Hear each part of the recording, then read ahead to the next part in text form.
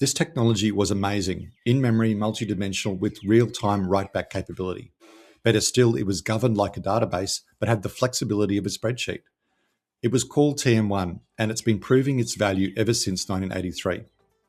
In 2008, IBM acquired a technology that could have ended spreadsheet chaos in enterprise planning.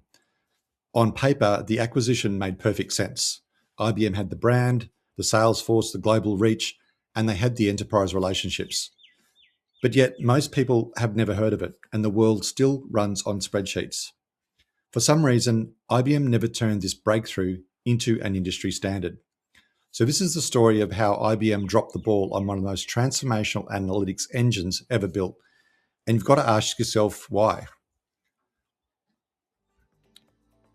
To understand what IBM squandered, you need to understand what makes TM1 different. Most enterprise systems run on relational databases: tables, rows, columns, SQL queries. That's brilliant for transactions, but the moment you move from what happened to what could happen, planning, forecasting, scenario modeling, you end up exporting that into spreadsheets.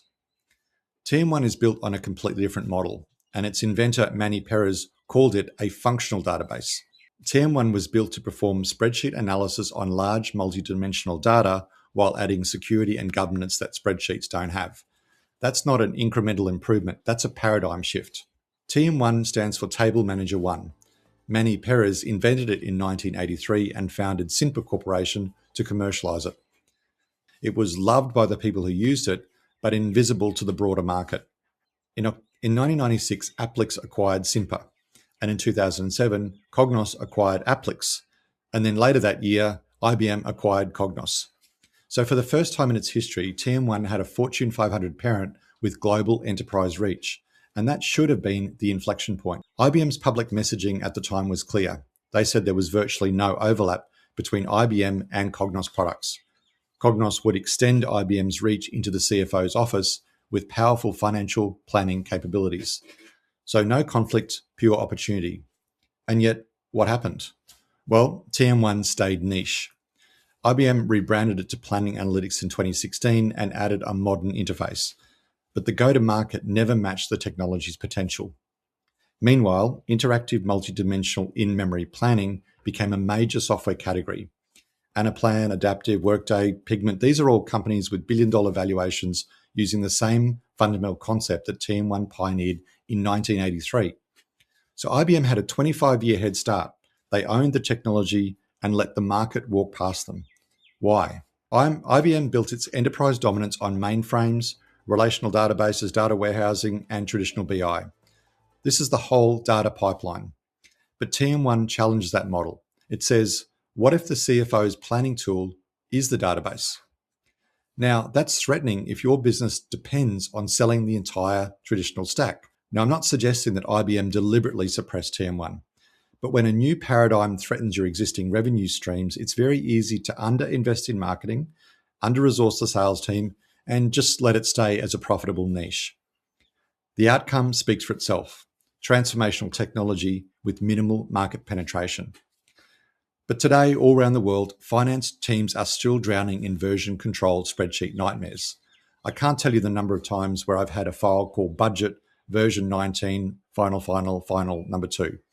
In fact, analytics teams spend 80% of their time wrangling data and only 20% of the time actually analyzing it.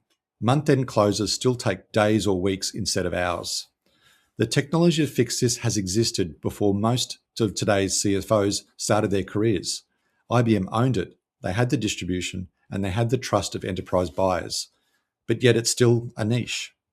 For full transparency, I'm not neutral here. I've seen what the technology can do when it's properly implemented.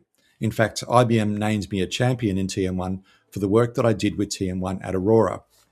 I've shared that story in the link below, and it shows what happens when you actually commit to a platform that shifts from manual budgeting chaos to genuine value-added analysis. I earned that award by building models that actually run businesses. So I know the platform works, and I know the vision was right, but the execution was missing. Now, this isn't just an IBM story. It's a pattern that repeats across every industry. Incumbents often acquire or develop disruptive technology, but they consistently fail to capitalize it because the new thing threatens the old thing. Kodak invented the digital camera in 1975 and then buried it for decades to protect film sales. Nokia had a smartphone prototype before Apple, but didn't want to cannibalize their cash cow. GM built the EV1 electric car, and customers loved it, but they ended up getting crushed in a desert and went back to selling SUVs.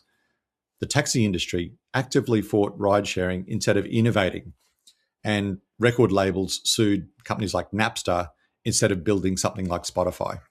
The playbook is always the same: protect the core, suppress the future, and wait for a startup to eat your lunch. IBM acquired the functional database for enterprise planning and then let spreadsheet chaos continue for another couple of decades, while Anaplan built a $10 billion business on the same concept. The lesson for technology leaders is when you acquire something transformational, you have to be willing to cannibalize your own products. If not, somebody else will. Relational databases are essential, but they're not built for interactive business modeling. Spreadsheets are flexible, but they don't scale with governance. Functional databases, multidimensional, in-memory, cell-based, are the missing piece in the middle. TM1 proved that in 1983, but IBM dropped the ball in making it mainstream. The problem hasn't been solved, and analytics teams are still drowning. The opportunity that Manny identified 40 years ago is now bigger than ever. And now we have AI and modern infrastructure and a whole generation of builders who aren't constrained by legacy thinking. If you're a developer, a founder, or an innovator working on analytics, planning, or decision support, this is your space to own because the incumbents have fumbled it. The market is ready, the pain is real and urgent. And if you're a finance leader stuck in spreadsheet hell, just know that people are building the next generation of solutions right now.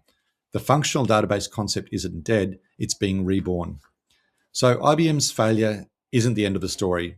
In fact, it might be the start of a brand new beginning for somebody else.